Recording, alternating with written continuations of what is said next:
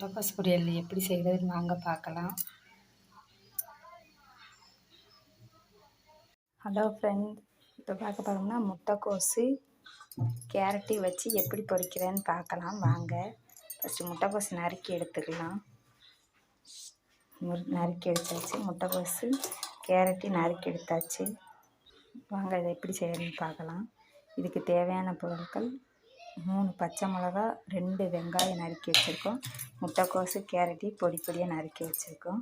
இது பொரியலுக்கு தான் ஃப்ரெண்ட்ஸ். வாங்க எப்படி பொரிக்கிறேன்னு பார்க்கலாம். இப்போ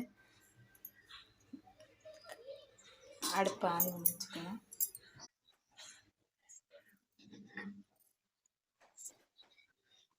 அடுப்பு ஆன் வச்சுக்கணும்.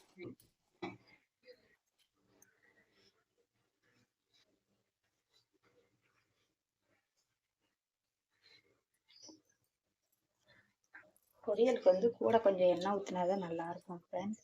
இப்போ நாங்கள் யூஸ் பண்ணுற எண்ணெய் மிஸ்டர் கோல்டு எண்ணெய். நீங்கள் என்ன எண்ணெய் யூஸ் பண்ணுவீங்கன்னு சொல்லி கமெண்டில் சொல்லுங்கள். இப்போ 2 ஸ்பூன் எண்ணெய் ஊற்றிருக்கேன். 2 ஸ்பூன் கொஞ்சம் கூட விட்டுருக்கேன். இந்த ஸ்டேஜில் எண்ணெய் சூடாகட்டும். பாருங்க, எண்ணெய் சூடாச்சு. இந்த ஸ்டேஜில் பச்சை மிளகா சேர்த்துக்கலாம். பச்சை மிளகா வெடிக்கும். அடுப்பை கம்மி பண்ணி வச்சுக்கோங்க.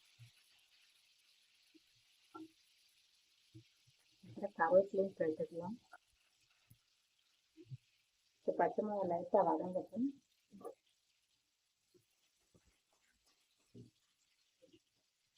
கொஞ்சம் பிடிக்கல என்ன சாப்பாடு வெங்காயம் போட்டுக்கலாம்க்கா.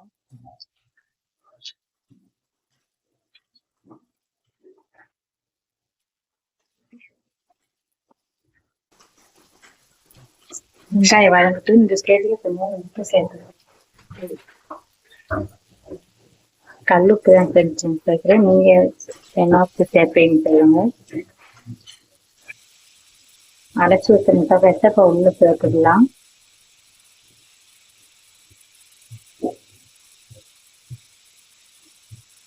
யாருக்கு முட்டைக்கோஸு சேர்த்து பாருங்க, சூப்பராக இருக்கும்.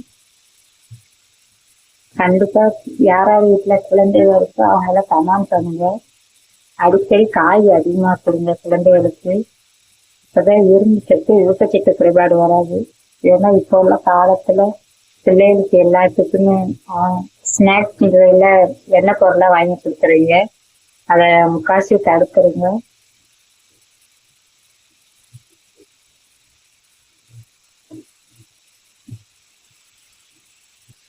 சைடில் உப்பு போட்டு மூடி வச்சுக்கலாம். வேக வச்சுக்கலாம். 10 நிமிஷம் கழிச்சு வச்சுக்கலாம். பாருங்க, முட்டைக்கோஸ் வெஞ்சிக்கிறதுக்கு இன்னொரு 5 நிமிஷத்துல வெந்துடும். அடுத்து தேங்காய் திருவி வச்சுருக்கோம். தேங்காய் பூ தான் சேர்க்க போகிறோம்.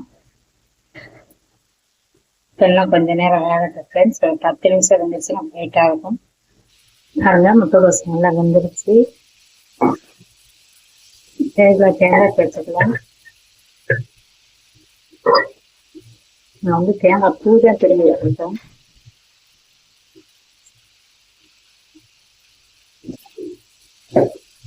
இன்னைக்கு எங்கள் வீட்டில் பார்த்தா முட்டைக்கோஸ் பொரியல். உங்கள் வீட்டில் என்ன சொன்னா தமிழ் கமெண்ட்ல சொல்லுங்க ஃப்ரெண்ட்.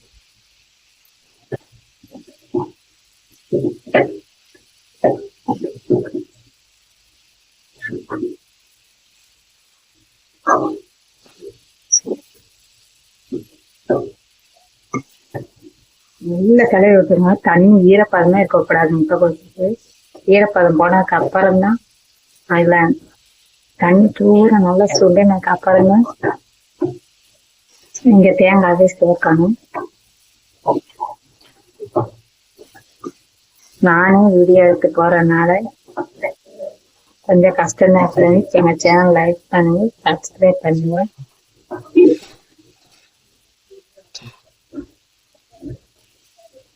அவ்வளவுதான் ஃப்ரெண்ட்ஸ், முட்டைக்கோஸ் பொரியல் ரெடி.